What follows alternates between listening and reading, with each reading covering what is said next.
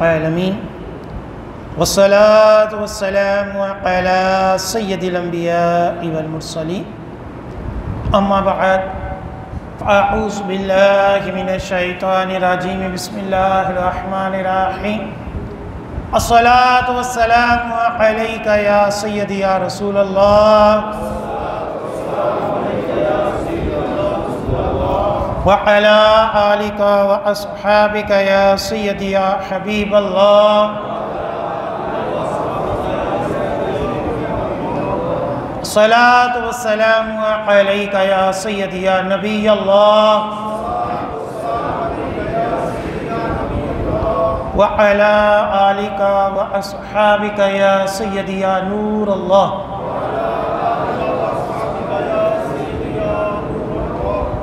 नवैतु सुन्नतल इतिकाफ। अल्हम्दुलिल्लाह अज़्ज़ व जल, हम नमाज जुमा के लिए हाजिर हुए हैं। दुआ है कि रब तआला हमारी इस अदना से हाज़िरी को अपनी बुलंद बारगाह में कबूल मंजूर फरमाए और जो कुछ इस जुम्मे में बयान होगा उसे सुनने की, समझने की, उसके ऊपर अमल पैरा होने की और मुझे सही तरह बयान करने की तौफीक अता फरमाए। अल्हम्दुलिल्लाह रबी नूर शरीफ का महीना जारी है। उसी मुनासबत से नबी करीम सल्लल्लाहु अलैहि वसल्लम की सीरत के ऊपर बयानात होते हैं। आज जिस मौजू के ऊपर मेरा बयान है वो इस दौर की ज़रूरत है। वो मौजू है नबी करीम सल्लल्लाहु अलैहि वसल्लम बाहैसियत लीडर, एज़ ए लीडर नबी करीम सल्लल्लाहु अलैहि वसल्लम की शान क्या है, सीरत इस हवाले से हमें क्या बताती है। इस वजह से है कि हमने हर कोई मुसलमान किसी न किसी तौर पर, किसी न किसी सतह पर वो एक लीडर है। एक मुसलमान, एक शोहर, एक बाप अपने घर में एक लीडर है। ये आम कम दर्जा है। और सबसे बड़ा दर्जा क्या है कि लीडर वो कि जो मुल्की निज़ाम को चलाए, जो सूबों के ऊपर एज ए गवर्नर हो, शहर के ऊपर एज ए सिटी नाज़म हो, तो वो एक लीडर है। उसकी कुछ ज़िम्मेदारियाँ होती हैं। लीडर जो है वो अय्याशी का नाम नहीं है कि बंदा बस अपने टोर निकाल ले, अपनी वाह करवा ले, अपने पैसे कमाने के लिए रास्ते निकाल ले, ऐसा नहीं है। नबी करीम सल्लल्लाहु अलैहि वसल्लम की सीरत मुबारक ऐसी है कि आप अगर बाप हैं तो नबी करीम सल्लल्लाहु अलैहि वसल्लम एज ए बाप आपकी रहनुमाई करते हैं।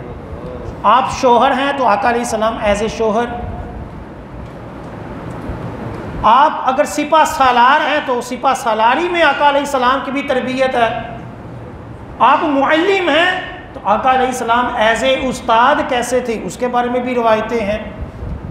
तो आज हम सिर्फ इस मौजू को लेकर चलेंगे कि नबी करीम सल्लल्लाहु अलैहि वसल्लम के अंदर जिस तरह दीगर मामलात में खुसूसियात थी, आप सिपा सालार भी थे, आप मुअल्लिम भी थे, आप बाप भी थे, आप काजी भी थे, आप शौहर भी थे।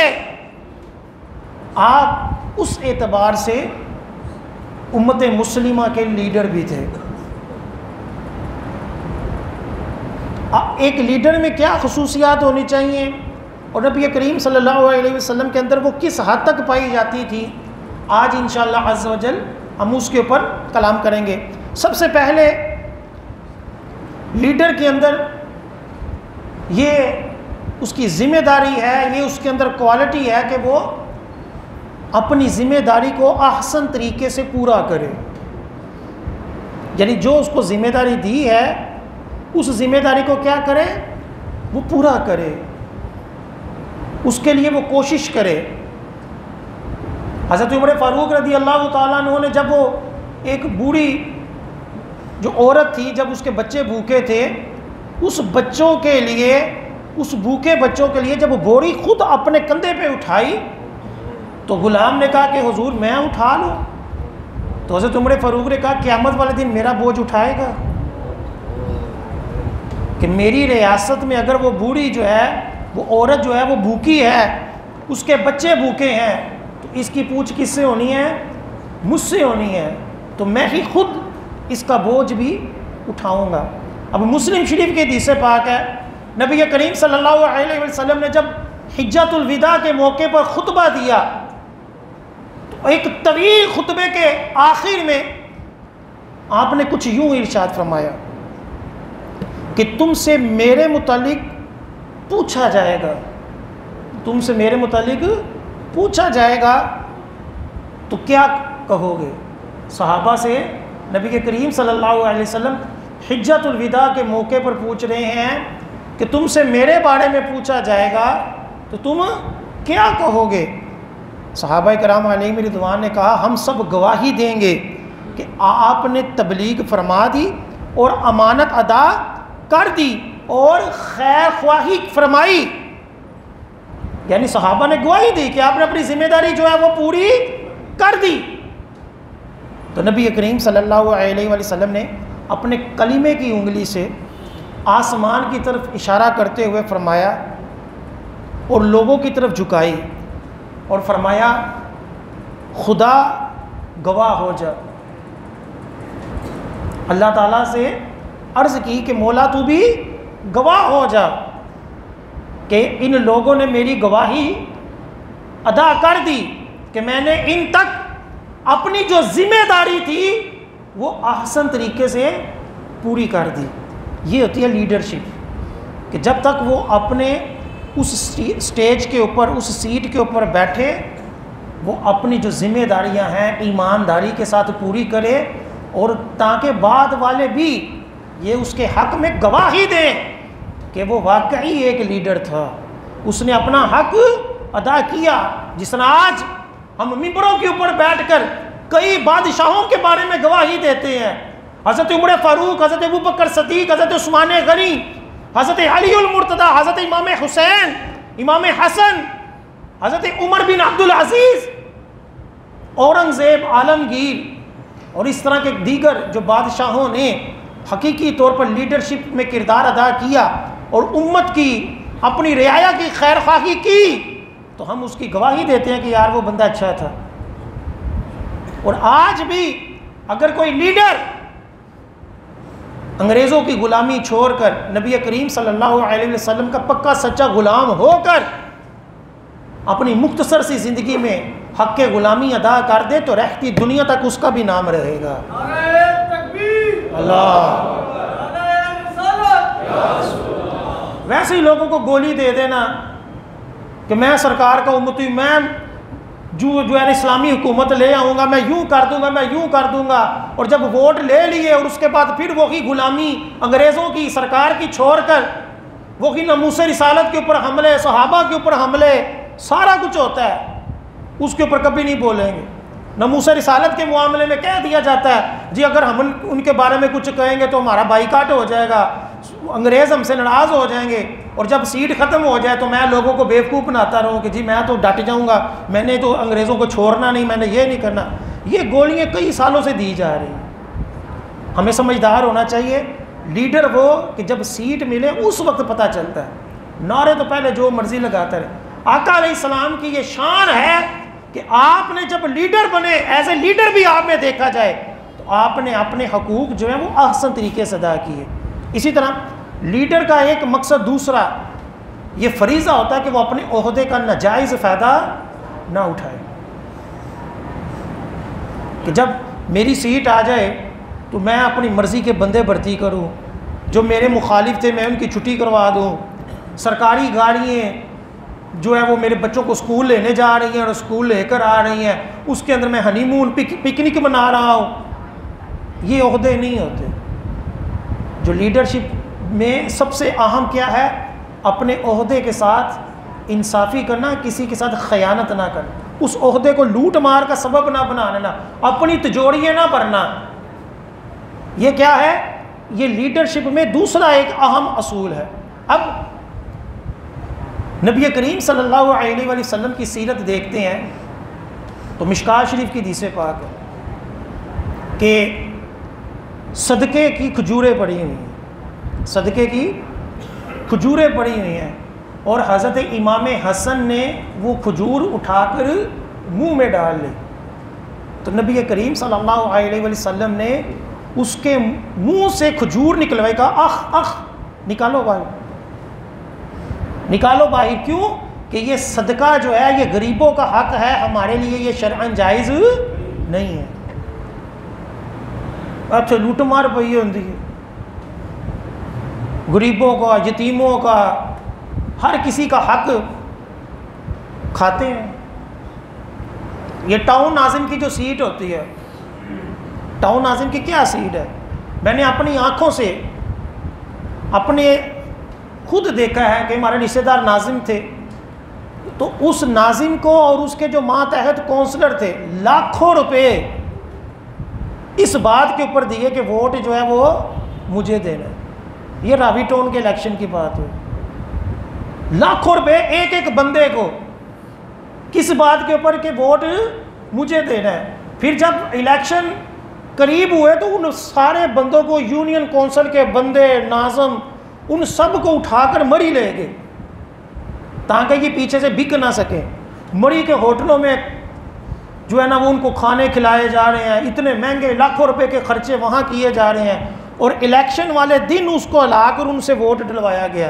करोड़ों रुपए एक सीट के ऊपर लगाए, किस वजह से कि बाद में मंडी के ऊपर जो आड़तें हैं, मंडी के ऊपर जो मामलात हैं, उनके ऊपर लाखों रुपए इन्होंने रिश्वतें खानी होती। ये एक टाउन नाज़िम की बात है, यूनियन कौंसिल वालों की तो उससे निचला दर्जा है। फिर टाउन से ऊपर जो बड़े बड़े ओहदे हैं उनके ऊपर करोड़ों रुपए लगाए जाते हैं। ये उर्दू बाज़ार का इलेक्शन होता है, इसके अंदर करोड़ों रुपए लगते हैं। वकीलों के इलेक्शन होते हैं, उनके अंदर करोड़ों रुपए लगते हैं। वो क्यों लगाते हैं करोड़ों रुपए? उन्होंने बाद में वो पूरे करने होते हैं, रिश्वतें लेकर, लूट मार कर। ये सबको पता है, हम सबको पता है कि किस तरह पैसे पूरे होते हैं। बहरहाल हराम माल जो सरकारी माल है, ये जिस तरह भी है, लोगों से लूट मार कर देना ये जायज़ नहीं है। हज़रत फ़ातिमा रज़ी अल्लाह ताला अन्हा अपने हाथों से अपने घर की चक्की चलाती थी, हाथों में छाले पड़ गए, तो हज़रत अली रज़ी अल्लाह ताला अन्हु ने हज़रत फ़ातिमा से कहा कि अब जो है वो ग़ुलाम आए हैं, तो जाकर तुम भी कोई बांदी ख़रीद लो, आके से कोई बांदी मांग लो कि तुम्हारी पास भी कोई बांदी हो जो तुम्हारी खिदमत करे, तुम अपने हाथ में इतनी मुशक्क़तें बर्दाश्त करती हो। तो रवायतों में आता है जब हज़रत फ़ातिमा ने सरकार सल्लल्लाहु अलैहि वसल्लम से ये फरमाइश की, तो आका अलैहिस्सलाम ने एक रवायत के मुताबिक ये फरमाया कि ये जो बांदी ग़ुलाम है ये गरीबों का हक है, मैं तुम्हें एक नुस्खा देता हूँ, तुम उसको अपना लो तो तुम्हें रात को ये पढ़ कर सोओगी तो तुम्हारे मसाइल हल हो जाएंगे, सुकून मिलेगा, अजर मिलेगा। वो क्या है? वो ये है कि रात को सोते वक्त 33 मरतबा सुबहान अल्लाह, 33 मरतबा अल्हम्दुलिल्लाह और 34 मरतबा अल्लाहु अकबर। एक रवायत में आता है कि हर नमाज के बाद ये फरमाया, इसीलिए जो हम नमाज के बाद पढ़ते हैं इसको क्या कहते हैं? तस्बीह है फ़ातिमा। ये नाम इसी वजह से पड़ा कि आका अलैहिस्सलाम ने अपनी शहजादी को वो बांदी नहीं दी, क्यों कि ये किसी और का हक है, बल्कि अपनी शहजादी को अज़कार दे दिए, ज़िक्र दे दिया कि ये करो, इसमें तुम्हें दुनिया और आखिरत में अजर मिल जाएगा। ये होता है ईमानदारी जो आका अलैहिस्सलाम ने इरशाद फरमाया। इसी तरह लीडर जो होता है वो रहनुमा होता है कि लोग उसको कॉपी करते हैं, लीडर रहनुमा होता है। अब आका अलैहिस्सलाम की ज़ात को इस एतबार से देखें, एक होता है ना लीडर हमारी तरह कि खुद एसी के अंदर बैठा हुआ है, आवाम को बाहर धूप में मरवा रहा है, मुख्तलिफ उनको लॉलीपॉप दे करके चलो जी ये आज़ादी मिलेगी, फ़लाँ मिलेगा, फ़लाँ मिलेगा, आप अय्याशियाँ कर रहा है, आराम से बैठा हुआ है। लोग रमज़ान में भी रोज़े छोड़ कर रोज़े की हालत में भूखे मर रहे हो और ये अंदर जो है वो खाता पीता हो, ऐसा नहीं। लीडर रहनुमा होता है, जो आवाम के लिए होता है वो ही खुद भी करता है। नबी करीम सल्लल्लाहु अलैहि वसल्लम ने मस्जिद नबवी की तामीर में भी और ग़ज़वा खंदक में भी खुद भी साथ काम किया, जब सहाबा भूखे थे उन्होंने पत्थर बांधे, तो आका अलैहिस्सलाम ने भी अपने पेट के साथ भूख के साथ पत्थर बांधे, ताकि ये नहीं कि तुम भूखे काम करो और मैं खा लूं, नहीं, खुद भी उनके साथ भूख का एहसास जो था वो दिलवाया और खुद महसूस किया। फिर लीडर के अंदर ये भी खूबी होनी चाहिए कि वो खैर ख्वाह भी हो। वो क्या हो? खैर ख्वाह भी हो। जब ग़ज़वा खंदक के मौके पर नबी करीम सल्लल्लाहु अलैहि वसल्लम के पेट के ऊपर पत्थर बंधे हुए हज़रत जाबिर रज़ी अल्लाह ताला अन्हु ने देखे तो उनसे रहा ना गया, अपनी जोजा के पास जाकर अर्ज़ की कि कुछ घर में है? उन्होंने कहा एक बकरी है और कुछ आटा है। तो फरमाया बकरी को ज़बह कर गोश्त भी पका दो, आटा भी तैयार कर लो, मैं सरकार सल्लल्लाहु अलैहि वसल्लम को लेकर आता हूँ ताकि मेरा नबी जो है वो कुछ खा ले। तो जब खाना तैयार हो रहा है तो हज़रत जाबिर जो थे वो चुपके से जाकर सरकार की बारगाह में अर्ज़ करते हैं, या रसूल अल्लाह आपके लिए खाना तैयार किया है। अब लीडर क्या होता है? वो खैर ख्वाह होता है। अब सरकार अकेले भी जाते तो शर्म दुरुस्त था कि भूख लगी है, लीडर रहेगा तो काम होंगे, लेकिन सरकार ने फरमाया आओ सहाबा आज जाबिर के घर में दावत है। अल्लाह या रसूल, आज जाबिर के घर में दावत है। जब इतना लश्कर लेकर घर आए तो होते थे जाबिर भी परेशान और बीवी भी परेशान। तो कहा कि पता नहीं ये कैसे पूरा होगा, लेकिन बीवी ने कहा कि चले हौसला रखें, सरकार ले आए हैं तो कोई ना कोई तो हिकमत होगी। सरकार ने अपना लुआबे दहन आटे में भी डाला, हंडिया में भी डाला। तो रवायतों में आता है 1000 सहाबा ने वो थोड़ा सा गोश्त और आटे के साथ खाया। गोश्त भी वैसे का वैसा था और आटा भी वैसे का वैसा। अल्लाह या रसूल। तो लीडर कौन होता है? जो रहनुमा भी हो और खैर ख्वाह भी हो। नंबर आगे, लीडर की पहचान ये होती है कि वो अपने किरदार से पहचाना जाए। तस्वीरें उतरवा कर गले फाड़ कर बंदा जो है वो कहता रहे कि मैं बहुत आला लीडर हूँ, बड़ा ईमानदार लीडर हूँ, बड़ा असूली लीडर हूँ। इस तरह नहीं होता। नबी करीम सल्लल्लाहु अलैहि वसल्लम ऐसे लीडर थे कि काफिर भी जानते थे कि ये जो है ये असूल पसंद और इंसाफ पसंद और बेहतरीन शख्सियत है। इसलिए सादिकुल अमीन, ईमानदार, आपको ऐलान नबूवत से पहले भी कहते थे, ऐलान नबूवत के बाद भी बड़े से बड़े काफिर ने आपके ऊपर ये इल्ज़ाम नहीं लगाया कि ये जो है वो खयानत करने वाले हैं, ये सच्चे नहीं हैं। सब मानते थे। बल्कि यहूदी जो सरकार सल्लल्लाहु अलैहि वसल्लम के दुश्मनों में बड़े दुश्मन थे, जब एक मसला हुआ, मुनाफिक और यहूदी के दरमियान इख्तलाफ हुआ किसी मसले में, तो मुनाफिक कहता था कि किसी और से फैसला करवाना है। यहूदी को पता था कि सरकार की बारगाह में जब जाएंगे तो अगरचे ये कलीमा गो है, सरकार असूली फैसला करेंगे। तो यहूदी ने क्या कहा? नहीं, सरकार की बारगाह में जाना है। और ज़बरदस्ती जब यहूदी सरकार की बारगाह में लाया इस नीयत से कि यहाँ से इंसाफ मिल जाएगा, तो सरकार सल्लल्लाहु अलैहि वसल्लम ने यहूदी के हक़ में जब फैसला कर दिया तो मुनाफिक ने बाहर आकर कहा मैं नहीं इस फैसले को मान, हम उमर फ़ारूक से फैसला करवाते। और फिर वो जो मशहूर वाक़या हज़रत उमर फ़ारूक की बारगाह में आए तो यहूदी ने कहा कि फ़ैसला करने से पहले, केस सुनने से पहले ये सुन लो कि सरकार ने मेरे हक़ में फ़ैसला किया है। तो हज़रत उमर फ़ारूक अंदर जाकर तलवार लाए और मुनाफिक की गर्दन उड़ा दी कि जिस फैसले को सरकार सल्लल्लाहु अलैहि वसल्लम के फैसले को कोई नहीं मानेगा, उसका फैसला उमर की तलवार करेगी। ये होती है लीडरशिप। ये नहीं कि मेरी पार्टी का तो फिर सारा ही जायज़ है और जब उसकी पार्टी का है तो फिर सारा ही हराम है। हमारे यहाँ लोगों को बेवकूफ़ बनाते। वही लीडर जब एक पार्टी में होता है तो दूसरी पार्टी को पता नहीं क्या क्या कहता है, लुटेरा, चोर, सारा कुछ कहता है।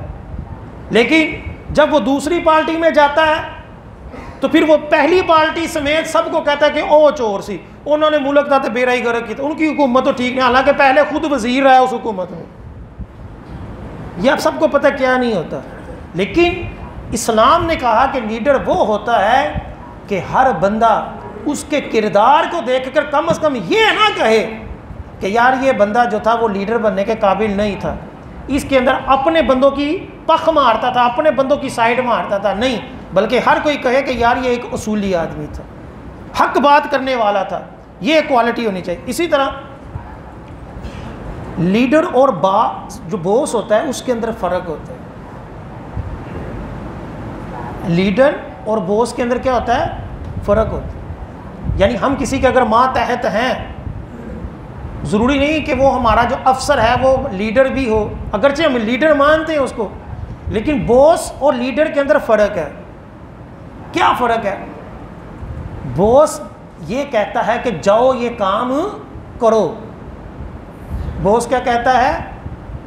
जाओ ये काम करो। लीडर कहता आओ मिलकर ये काम करें। बॉस क्या करता है? वो हुक्म देता है कि ये करो, आप बैठ जाता है। और जो लीडर होता है, जो इस्लामी तलीमात है, वो लीडर क्या होता है कि वो ये कहता है आओ मिलकर करें। इसलिए आका अलैहिस्सलाम ने ये हुक्म ही दिया, चलो भी खंदक खोदो, नहीं, चलो भी मस्जिद नबवी की तामीर करो, नहीं, बल्कि क्या किया? खुद सहाबा कराम के साथ मिलकर काम किया। इसी तरह एक सफ़र के दौरान जब पड़ाव किया तो हर सहाबी की ड्यूटी लगाई, तुम ये करो, तुम ये करो, और ख़ुद सरकार सल्लल्लाहु अलैहि वसल्लम ने भी उनके साथ मिलकर काम किया, कुछ चीज़ें लाए और सहाबा ने कहा कि हमें करने दें, तो आपने इसको कबूल नहीं किया। ये होती है लीडरशिप और बॉस में फ़र्क, कि बॉस जो होता है वो बस हुक्म देता है, लेकिन जो लीडरशिप होती है उसमें वो अपने मातहतों का खैर ख्वाह होता है, उनके साथ मिलकर उनको अपनी अपनायत देता है, उनके दुख दर्द में शरीक होता है। ये होता है कि वो लीडर कहलाता है। इसी तरह लीडरशिप ये नहीं होती कि बंदा एक बंद कमरे के अंदर बैठकर फैसले करता रहे कि चलो जी यूँ कर लो, यूँ कर लो, नहीं, बल्कि अमली तौर पर भी वो पेश हो और उसकी जो हिस्स हो, जो उसकी इल्म हो, जो उसका तजर्बा हो, वो उसको अपनाए। कि ये नहीं कि बंद कमरे में बैठ कर टैक्स ला देता, देते भी ला दे, देते भी ला दे, नहीं, बल्कि प्रैक्टिकली नबी करीम सल्लल्लाहु अलैहि वसल्लम की तालीमात में है कि आपने प्रैक्टिकली भी कई चीज़ें जो हैं उसको समझा और उसके बारे में अहकाम नाफिज किए। जैसे एक मरतबा नबी करीम सल्लल्लाहु अलैहि वसल्लम बाज़ार से जब गुज़रे तो गले का एक ढेर देखा, गले का एक ढेर देखा, तो उस ढेर के अंदर अपना हाथ दाखिल किया, उसके अंदर अपना हाथ दाखिल किया, तो अंदर जो था वो गीला था। तो आपने हाथ बाहर निकाल कर कहा कि ये क्या है? तो उस ताजिर ने अर्ज़ की कि ज़रूर ये बारिश की वजह से गीला हो गया था, इसलिए मैंने इसको अंदर कर दिया और जो खुश्क था उसको मैंने ऊपर कर दिया। आका अलैहिस्सलाम ने फरमाया कि तुमने गीले को क्यों नहीं ज़ाहिर किया? गीले को क्यों नहीं ज़ाहिर किया? ये होता है कि प्रैक्टिकली जाकर लीडर देखे कि मार्केट में हो क्या रहा है। हमारे यहाँ तो बाज़ बार शुगल होता है, गंदुम का, चीनी का, आटे का, बाज़ ऐसा रेट रख देते, दुकानदार कहते हैं हजूर सानू तो मार्केट ही नहीं आखो जी एने की मिलती पई, तो हुकूमत कहते किवें एने की बेच दईए, उनको पता ही नहीं होता। हमारे यहाँ जो अंडे होते हैं उनको कह रहे होते हैं जी अंडे एने किलो हो गए, एने रुपये के किलो, उन्होंने पता ही नहीं होता कि अंडे दर्जन विच विकते हैं, किलो के नहीं विकते। उन्होंने इनको इतना नहीं पता होता, कभी ख़रीदा हो तो पता हो ना। सोने का चम्मच लेकर तो हमारे यहाँ लोग पैदा होते, आम अफसर का बेटा इतना कमाने वाला होता है तो बड़ों की तो बात ही छोड़े, ठीक है।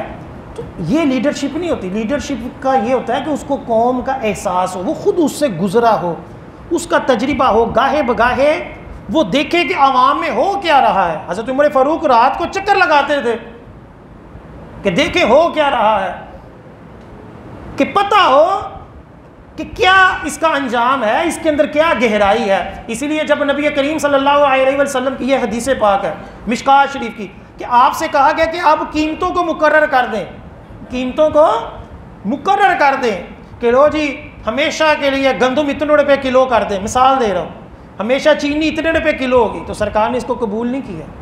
फरमाया मैं इस हाल में दुनिया से जाना चाहता हूँ कि किसी का हक मेरे ऊपर ना हो कि मैं एक रेट फिक्स कर दूं, बाद में पता चले कि इतना तो वाड़ा ही नहीं खाता बंदे को। तो इसलिए शरीयत ने इस हवाले से भी हमारी रहनुमाई की कि बंदा जो है एज ए अफसर, एज ए लीडर, लोगों के अंदर जाकर देखे कि यार ये नीचे होता क्या है।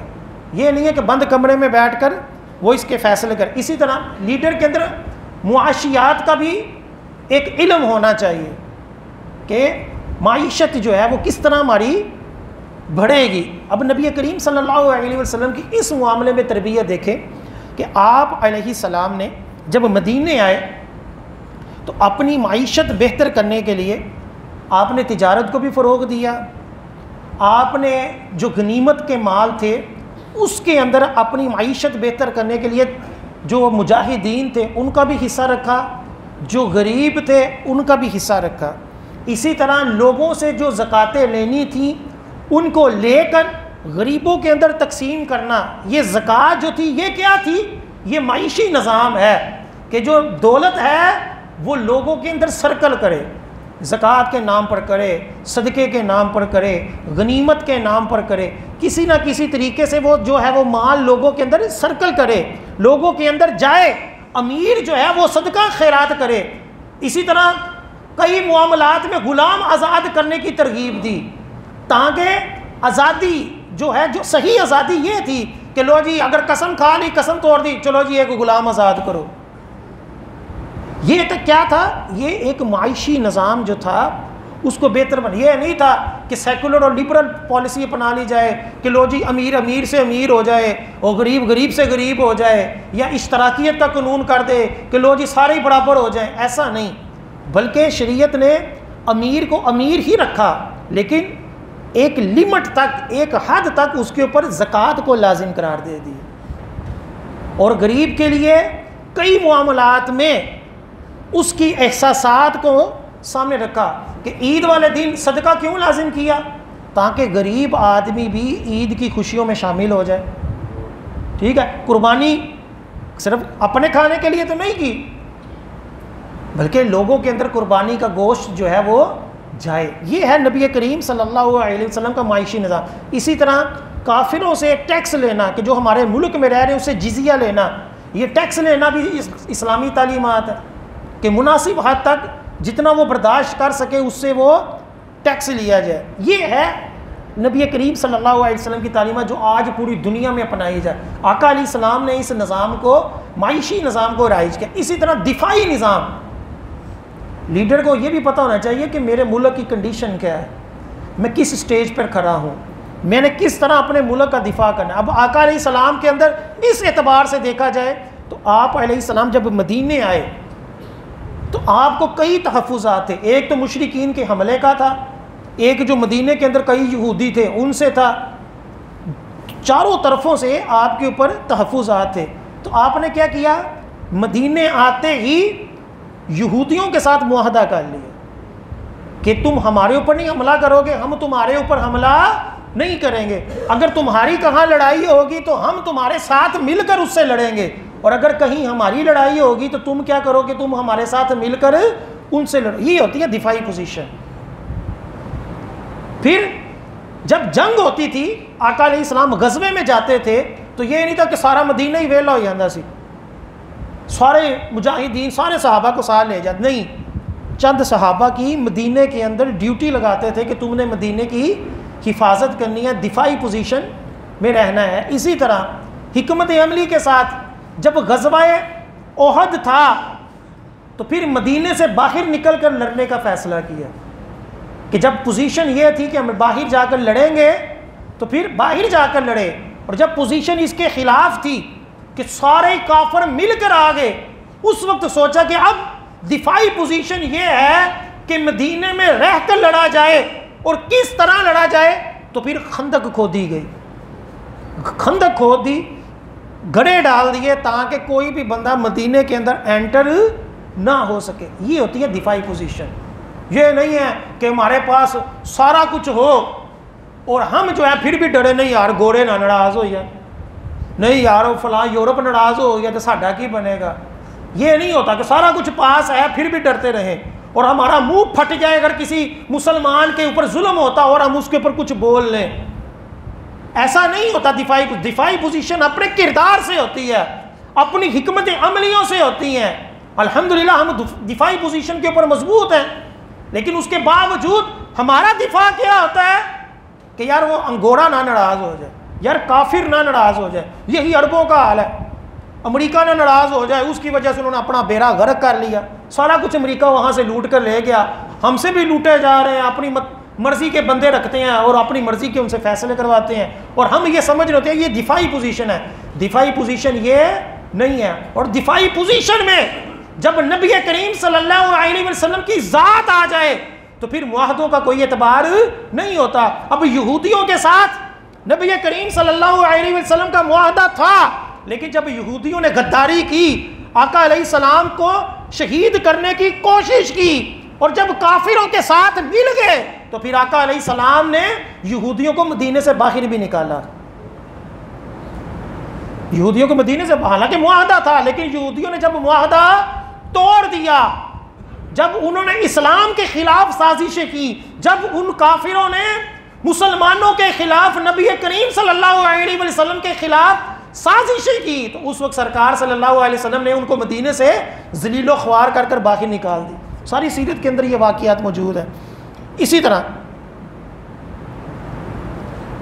लीडर के अंदर ये क्वालिटी होनी चाहिए, हर सूरत अपने असूल की पासदारी हो। ये नहीं है अमीर के लिए और फैसला, मौलवियों के लिए और फैसला, अपनी पार्टी के लिए और फैसला, मुखालिफ पार्टी के लिए और फैसला, ऐसा नहीं। जब एक मौके के ऊपर एक चोर के बारे में सिफारिश की गई कि ये बड़ा आला ख़ानदान वाला है, चलो चोरी होगी तो चलो मुआफ़ कर दो, तो आका अलैहिस्सलाम के अल्फाज सुने। बुखारी शरीफ की हदीस पाक, नबी करीम सल्लल्लाहु अलैहि वसल्लम ने शायद फरमाया, तुमसे पहले लोग इसीलिए हलाक हो गए कि जब कोई मालदार चोरी करता उसे छोड़ दिया जाता, और जब कोई गरीब चोरी करता तो उस पर हद कायम करते थे। खुदा की कसम, अगर मोहम्मद मुस्तफ़ा सल्लल्लाहु अलैहि वसल्लम की बेटी भी होती और वो चोरी करती तो मैं उसके भी हाथ काट देता। अल्लाह या रसूल अल्लाह सल्लल्लाहु अलैहि वसल्लम। ऐ नहीं कि साइकिल चोर दे जेल के अंदर हो, और जो करोड़ों रुपए लूट कर चला गया वो जेल से जाने से पहले ही उसके बारे में एहतसाब अदालत ये करे, हज़रत तेरे बारे सानू शवाहद पूरे नहीं मिले, तू फिर टूट, जिस तरह हमारी जगह होता है। उसके बारे में मिलता कुछ नहीं, जो जिसने साइकिल चुराई होती है वो गरीब फंसा होता है जेल के अंदर। इसी तरह लीडरशिप के अंदर ये भी क्वालिटी है कि खून रेजी जिस कदर बच सकता हो वो बचे। अब नबी करीम सल्लल्लाहु अलैहि वसल्लम की सीरत उठाकर देख लें, आपने फ़तह मक्का भी किया तो खून रेजी नहीं हुई, आपने यहूदियों को मदीने से निकाला, आपने दीगर कई फतूहात की, खून रेजी इतनी नहीं हुई। हज़रत उमर फ़ारूक रदी अल्लाह ताला अन्हु ने 22 लाख मुरब्बा मील के ऊपर हुकूमतें की, कितनी कत्लो गारत हुई। और दूसरी तरफ देखने हिटलर ने जब कब्जा किया तो उसने कितनी कत्लो गारत की, चंगेज़ हाँ, हलाकू हाँ, इन्होंने कितने लोगों को कत्ल किया। और जाकर तारीख में बड़े बड़े लीडर उठाकर देख लें, इन्होंने खून के दरिया बहाए हैं। लेकिन इस्लामी तालीमात में लीडरशिप ये है कि जहां दरगुजर हो सकता है उसको दरगुजर करो, और जहां जंग होनी है तो पहले उसको वार्निंग दो कि हाँ भाई लड़ना है तो फिर ये देख लो हम कौम ये हैं, हम मौत से नहीं डरते, हम मुजाहिद हैं। उसको जितना डरा सकते हो उसको डरा कर, उसको अपने मातहत कर कर उसको अपना जिम्मी बना लो, उसके ऊपर टैक्स डालकर उसको अपने मुल्क के अंदर रख लो।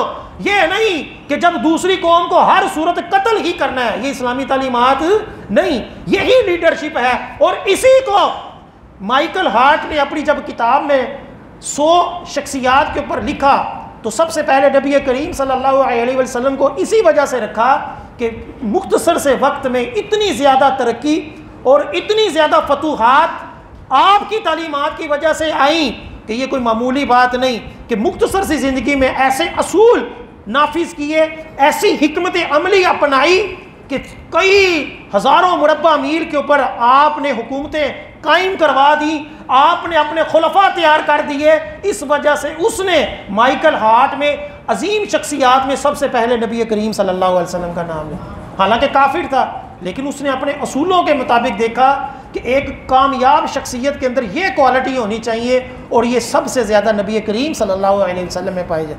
इसी तरह लीडर एक वो भी होता है, एक होता है दिखलावे वाला लीडर, लोगों के सामने कहो मैं तो भूखा, मैं तो देखो बड़ी सादगी के साथ रहता हूँ, देखो बड़ी आजिज़ी के साथ रहता, और वैसे उसके करोड़ों रुपए अरबों रुपए दूसरे मुल्कों के अंदर हो, यूके के अंदर, कनाडा के अंदर, दूसरे मुल्कों के अंदर सारा पाकिस्तान का पैसा वहाँ लूट मार कर अपने कारोबार वहाँ चला रहा हो, यहाँ लोग बेरोजगार मार रहे हो और वहाँ इलाज के लिए भी बाहर मुल्क जाना पड़े, ये लीडरशिप नहीं होती।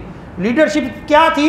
नबी करीम सल्लल्लाहु अलैहि वसल्लम थी कि जब चटाई के ऊपर लेटे हैं तो जब हज़रत उमर फ़ारूक देखते हैं तो चटाई के निशानात सरकार के कंधे के ऊपर है, और फरमाया या रसूलल्लाह आप इतनी बड़ी शख्सियत नबी होकर चटाई पर सो रहे हैं, और वो कैसरो किसरा जो है वो बादशाह, वो दुनियादार बादशाह वो नरम गद्दों के ऊपर सोते हैं। तो सरकार ने फरमाया ए उमर तो इस बात पे राज़ी नहीं कि उनको दुनिया में मिल गया और हमारे लिए ये आखिरत है।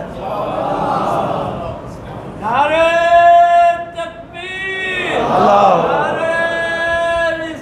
या रसूल अल्लाह। मिशकात शरीफ की हदीस पाक है, या रसूल अल्लाह, मिशकात शरीफ की हदीस पाक हज़रत आयशा सिद्दीक़ा ने फरमाया कि नबी करीम सल्लल्लाहु अलैहि वसल्लम ने फरमाया अगर मैं चाहूँ तो मेरे साथ सोने के पहाड़ चले, लेकिन मैं ये चाहता हूँ, आका अलैहिस्सलाम की हदीस पाक है कि मैं ये चाहता हूँ कि एक दिन खाना मिले और एक दिन भूखा रहूँ, जब खाना मिल जाए शुक्र करूँ और जब ना मिले तो क्या करूँ? सब्र करूँ। सरकार सल्लल्लाहु अलैहि वसल्लम फरमाया मैं चाहूँ तो मेरे साथ सोने के पहाड़ चले, लेकिन फिर भी दरवेशी इख्तियार की, फ़क्र को इख्तियार किया। ये है नबी करीम सल्लल्लाहु अलैहि वसल्लम की लीडरशिप। और आखिर में जो लीडरशिप के अंदर सबसे बड़ी क्वालिटी ये होनी चाहिए कि वो लोगों को तैयार करे। लीडर क्या होता है? अपने जैसे खुसूसियात वाले अफराद क्या हैं वो तैयार करे। नबी करीम सल्लल्लाहु अलैहि वसल्लम किस कदर अजीम लीडर हैं कि अपने बाद जो लीडर छोड़े वो भी कमाल थे। कोई हज़रत अबू बकर सदीक था, और तो कोई हज़रत उमर फारूक था, कोई उस्मान गनी था, तो कोई हज़रत अली उल मुर्तज़ा था। ये होते हैं लीडर। ये नहीं कि मैं लीडर है तो मेरा पुत्र ही लीडर होएगा, भावें चोर चक्का चौधरी सब तो बड़ा है, ऐसा नहीं। लीडर वो होता है कि वो ऐसे क्वालिटी वाले लीडर तैयार करे कि जो आगे जाकर उसके मिशन को मज़ीद तरक्की दें, अहसन तरीके से उनकी तरबियत की हो, उनकी तरबियत उनके किरदार से आया हो। और ये लीडरशिप सरकार सल्लल्लाहु अलैहि वसल्लम में जब देखते हैं तो हमें चारों यार नज़र आते हैं। और उसके बाद भी कई अजीम लीडर जिन्होंने उन्हीं की तालीमात को फॉलो किया, अल्लाह ताला ने इज़्ज़त दी।